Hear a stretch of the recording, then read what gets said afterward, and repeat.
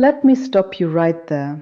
Before you check your portfolio, before you refresh your brokerage account, before you Google, is the market going to crash in 2025 for the 14th time this week? I need you to hear something that most financial channels will never tell you. The single biggest risk to your retirement isn't a market correction. It isn't rising interest rates. It isn't inflation eating away at your purchasing power. It isn't even a bad investment decision made at the wrong time. The biggest risk, the one that can silently steal everything you've worked for, is time. Specifically, running out of the good kind. And here's the thing that makes this so devastating. Nobody puts it in a spreadsheet. Nobody stress tests it. Nobody builds it into the Monte Carlo simulation your financial advisor ran last quarter.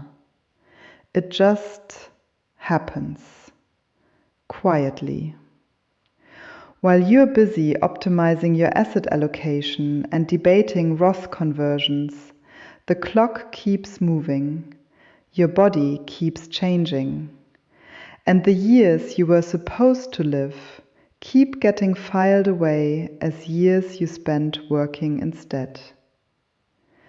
I know that sounds dramatic, but stay with me because I've seen what happens when people don't take this seriously. And it breaks my heart every single time. A message that changed how I think about all of this. I want to share something with you that I haven't been able to stop thinking about. A subscriber, someone who had been part of this community for a long time, someone who was doing everything right, watching, learning, planning, left a comment recently that stopped me completely in my tracks. They wrote, "I had planned on retiring when I turned 60.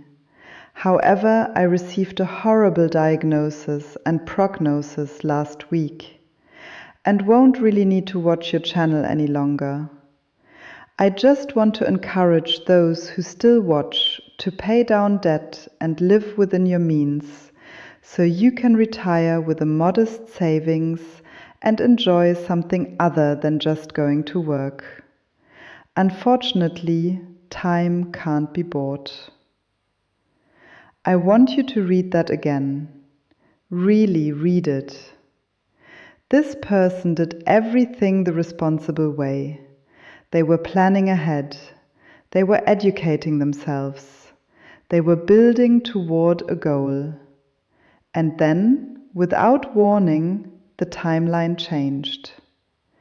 The plan that was supposed to unfold over the next decade, the hiking trips, the lazy mornings, the time with grandchildren, the freedom they had been promised after decades of discipline, all of it suddenly became uncertain. And what did they choose to do with their final message to this community? They didn't complain. They didn't express bitterness. They turned around and used what little time they had left to warn the rest of us, to shake us gently by the shoulders and say, "Don't wait. Please don't wait." This is not an isolated story, not even close. I have heard versions of this more times than I want to count from people in this community. Health crises, unexpected diagnoses, partners who didn't make it to retirement, people who worked one more year, then one more after that, and then got news that rearranged everything. It happens. It happens to good, careful, responsible people who did nothing wrong. And if we're not at least holding the possibility of this in our minds as we make these decisions, We are operating with incomplete information, no matter how good our financial plan looks on paper. What actually happens to your body in your 50s and 60s? Let me get uncomfortably honest with you for a minute, because I think we soft pedal this too much in the retirement conversation. In your late 50s, things start to shift. It's not catastrophic, it's not dramatic, but it's real. Mobility begins to decline, slowly at first, but noticeably. Mental sharpness can start to show its first signs of softening. Energy levels aren't quite what they were. Recovery takes longer. The things you could do without thinking in your 40s now require a little more planning, a little more effort, a little more recovery time afterward. I just turned 60, and I will tell you plainly, I feel it. It genuinely ticks me off sometimes, if I'm being honest. I don't love it. I don't accept it gracefully every single day. But I also refuse to pretend it isn't happening. Because pretending it isn't happening is exactly how people end up making retirement decisions based on a version of themselves that no longer exists. Most people still feel genuinely good in their late 50s. I want to be clear about that. This isn't a doom and gloom message. But in your 60s, things can start to shift more noticeably. And in your 70s, for many people, the pace of change accelerates. Mobility issues become more common. Chronic health conditions enter the picture more frequently. The kinds of travel, adventure, and physical activity that defined your vision of retirement start to require more workarounds, more accommodations, more limitations. This isn't pessimism. This is biology. And biology doesn't care about your portfolio balance.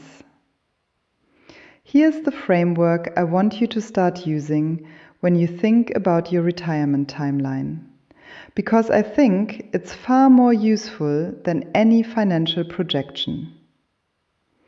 Paper time is how long you might live according to actuarial tables and life expectancy charts. It's the number your financial planner uses when they run projections out to age 90 or 95. Usable time is how long your body actually cooperates with your plans. It's the number of years you can realistically expect to move through the world the way you want to. Traveling, being active, engaging fully with life. High quality time is the most precious category. It's when you have abundant energy, strong mobility, sharp mental acuity, and genuine freedom all at the same time. It's the window where you can do the things that are actually on your retirement bucket list. Not a modified, compromised version of them, but the real thing. And here is the hard truth. That high-quality time window is almost certainly shorter than you think it is. And for many people, it's ticking away right now while they're busy working one more year. The decade you cannot afford to waste. I believe, and I say this with complete conviction, based on everything I've seen and experienced, that your 60s may be the single most important decade of your entire retirement. Not your 70s, not your 80s, your 60s. Here's why. In your 60s, most people still have solid mobility. They still have their energy. Their health is typically still good enough to do the things they actually want to do. They have the financial resources they spent decades building. And critically, they have the mental and emotional freedom that comes from finally being unshackled from the daily grind of work. That combination, health, energy, money, and freedom, all present at the same time, is extraordinarily rare in a human life. Think about how seldom those four things align. When you're young, you might have health and energy, but not money or freedom. When you're older, you might have money and freedom, but health and energy have become unreliable guests. Your 60s, for many people, represent the sweet spot where all four can coexist. And working through your 60s means working through that sweet spot. It means trading away the very years that could have been your best retirement years for additional account balance you may never spend. I want my next decade to be the best decade of my life. I'm planning for it. I'm investing in it. But I'm also honest with myself that it's not guaranteed. And that is exactly why I'm not waiting to start living it. The math that nobody runs. Here's something the financial planning world doesn't spend nearly enough time discussing. By your late 50s, the compounding math has already done most of its heavy lifting. The magic, the actual miracle of compound growth that snowballs over decades, that work is largely behind you. What this means is that every additional year you work past your late 50s or early 60s, you're growing your portfolio on the margins. You're adding to a number that's already large. You're optimizing. But optimization has a cost, and that cost is paid in high quality time. You're not making the foundational investments anymore. You're fine-tuning. And fine-tuning is something you're doing at the expense of living. That's a trade worth examining very carefully, because most people make it without realizing they're making it at all. The money compounds whether you're watching it or not. Your body doesn't wait for you to be ready. The fear that's actually running the show. Let's name what's really going on for most people who delay retirement when they don't financially need to.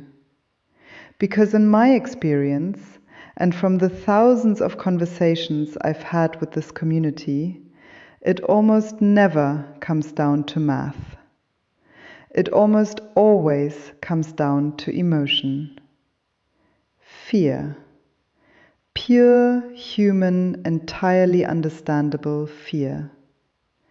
Fear that spending down your savings will feel like financial freefall. Fear that without work, you'll lose your sense of identity and purpose. Fear that the market will crater the month after you retire. Fear that inflation will make your money worthless. Fear that you'll get bored. Fear that you'll lose your social connections. Fear that you'll somehow, in ways you can't quite articulate, fall apart. These fears are real. I'm not dismissing them. But I want to hold them up to the light for a moment, because many of them don't survive scrutiny. The market volatility fear. The market has always been volatile. It will always be volatile. There is no future version of the world where the market is calm and perfectly predictable. Waiting for that world means waiting forever. The inflation fear. Inflation is a real consideration that belongs in your plan. But a well-constructed retirement plan accounts for inflation. It's not a reason to delay, it's a planning input. The identity fear, the fear of losing yourself when you stop working, that's worth taking seriously. But the solution isn't to keep working indefinitely. The solution is to build a retirement life that's rich enough, purposeful enough, and connected enough to hold you. That's a project. And it's one of the most worthwhile projects you'll ever take on. Here's the thing I want you to really absorb. Those fears are never going away. There will never be a perfect moment. There will always be something in the economic environment that seems like a good reason to wait just a little longer. The market will always have concerns. Rates will always be doing something. Inflation will always be a factor. You don't retire when conditions are perfect. You retire when your plan is built to survive imperfect conditions. Because that's exactly what a good retirement plan is designed to do. The entire point of all that careful planning, all those years of disciplined saving, all those spreadsheets and projections and stress tests, was to create a plan that works in the real world, which is an imperfect world. The transition nobody prepares you for. I want to talk about something that caught me genuinely off guard when I retired, because I think it catches a lot of people off guard, and nobody warns you adequately. Going from saving to spending is hard. Emotionally hard, psychologically hard. You spent decades building the discipline to save, to accumulate, to grow. And then suddenly you're supposed to flip a switch and start drawing it down. And every withdrawal feels like a small defeat, even when it is objectively exactly what the money was for. I felt it. I'll be transparent about that. Even knowing intellectually that this was the plan, even knowing that every dollar I was spending had been earned and saved and grown specifically for this purpose, there was still a voice in the back of my mind cataloging every withdrawal with mild alarm. But here's what I want you to hear, because it's important. That's not a financial problem. That's a psychological adjustment. And it gets easier. And more importantly, my portfolio has actually grown since I retired. Not shrunk, grown. The plan is working. The math was right. The fear was just fear. Your retirement savings are not a monument to preserve. They are a tool you build over a lifetime for a specific purpose. That purpose is your life. Use them for that. What you're actually trading. I want to be very direct about the fundamental trade that's happening here, because I think when you see it clearly, the decision-making becomes clearer. Earlier in life, you trade time, health, and energy to accumulate money. That trade makes complete sense when you're building a career, raising children, paying a mortgage, creating security. The trade is worth it. You do it, and you should do it. But later, in your late 50s, in your 60s, the trade reverses. Now you use the money you accumulated to buy back your time. That is retirement. That is the entire mechanism. That is what all of it was for. Every year you work past the point where you don't need to is a year you're making the first trade when it's time to be making the second one. You're still exchanging time and health and energy for money at exactly the moment in your life when the math of that trade has flipped completely against you. There are things I can do right now that will be harder in 10 years. Hiking steep trails, playing on the floor with my grandkids for hours, working in my garden all afternoon, traveling somewhere physically demanding and loving every minute of it. I know this. I'm not naive about it. So I'm doing those things now while I can do them fully, while they still feel the way I want them to feel. You can delay your retirement. You cannot delay your aging.